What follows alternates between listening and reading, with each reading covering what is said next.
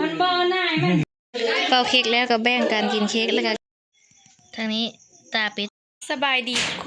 นมื้อนี้วันเกิดอีลาพี่น้องมื้อแรกนี้เขาสิกินวันคล้ายวันเกิดอีลาทุกคนมื้อนี้เขาก็เฮ็ดสิพาทุกคนมาเบิ่งเฮ็ดน้ำข้าวปุ้นโคกินแล้วโคเป็ดทุกคนทำไปเมืองมาวันนี้ซื้อเค้กมา2 ก้อน200,000พี่น้องเป็นเงินไทยก็ประมาณ200,000ก้อนนึงก็ก้อนละ100,000ทุกคนก็ประมาณ100 กว่าบาทพี่น้องก้อนนึงบ่ฮอด200เนาะ1,200กับ100,000ปลายอันนี้ก้อนละ100,000ตั้งต้มปลานิ่นพี่น้องเฮ็ดน้ำข้าวปุ้นนะทุกคนโอ้ได้อยู่ดอกอ่ะทางนี้กำลังเฮ็ดน้ำข้าวปุ้นบ่ยากมากน้ำบ่แม่นี่น้ำกะทิบ่หลายเม่นแล้ว2 คนแกเม่นมื้อเดียวปลานิ่นตัวใหญ่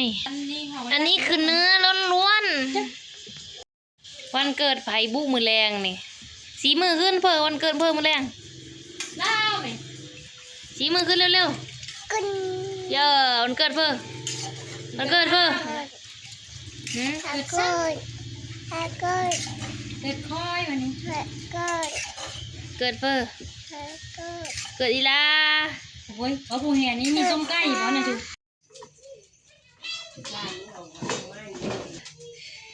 ทางโคเป็ด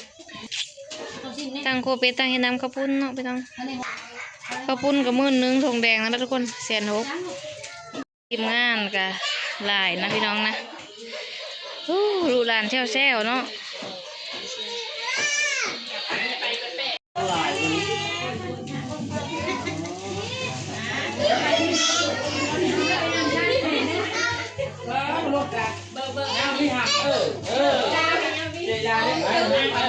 เนี่ยเจ้าของวันเกิดไฮ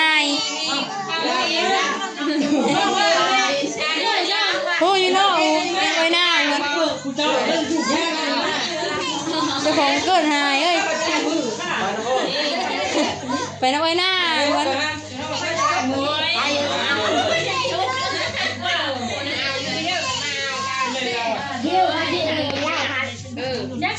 หน้าพายเสื้อแหนอยู่หลังตู้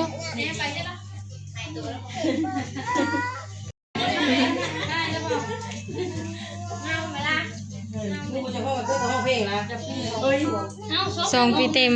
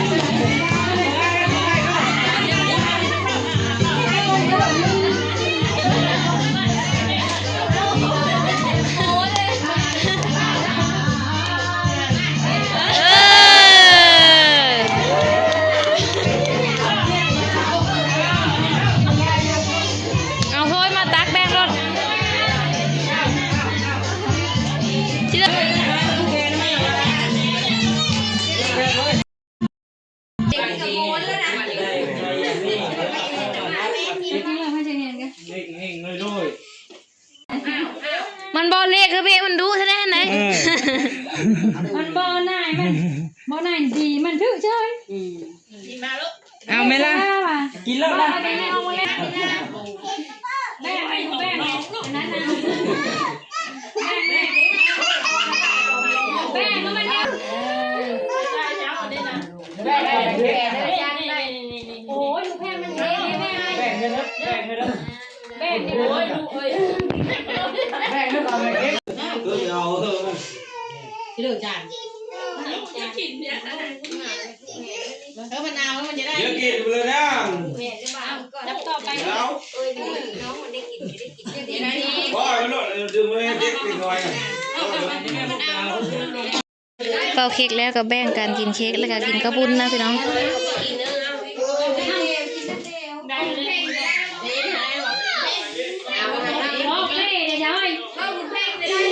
บอกคุณเพ่งยัง กินดูพี่นะกินดูรถไปนะ เดี๋ยววางเพ่งแน่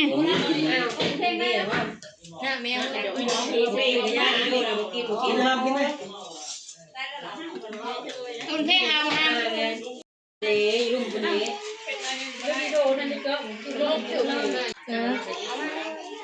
อย่าเรามีเยอะ ไม่เป็นเท่าไหร่ ต้องขอยืนเฉยนี่เฮ้อเนาะ ไว้ นั่นเค้กกะปิตักเอาเสียถ้วยอุ้ยสบายมาพี่น้องมาใหญ่พี่ใหญ่น้องแล้วก็เฮากินนะบัดนี้ กองง่ายเลย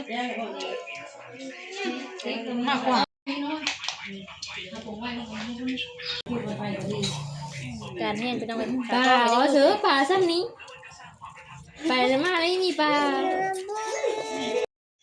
ทางนี้ตาเป็ดพี่น้อง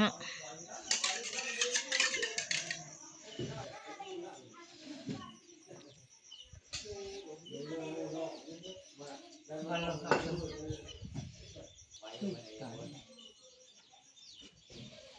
ล้วก็ห้วยหน้าด้วยพักนะพี่น้องทีมงานเขาจึงกำลังจัดแต่งหน้ามาวันนี้เขายามกินข้าวพี่น้องเอ้ยทีมงานเด็กน้อยกับมือละยังเดียวผู้ใหญ่เนาะ อย่าเยี่ยมนะเตรียมมา ทีมงานหนึ่งอีไนซันวีกะ ดูได้ ฮู้เจ้าของวันเกิดก็ได้เค้กได้เงินหลายเนาะยาเลย มันมีอะไร ยามันอัดทุกคน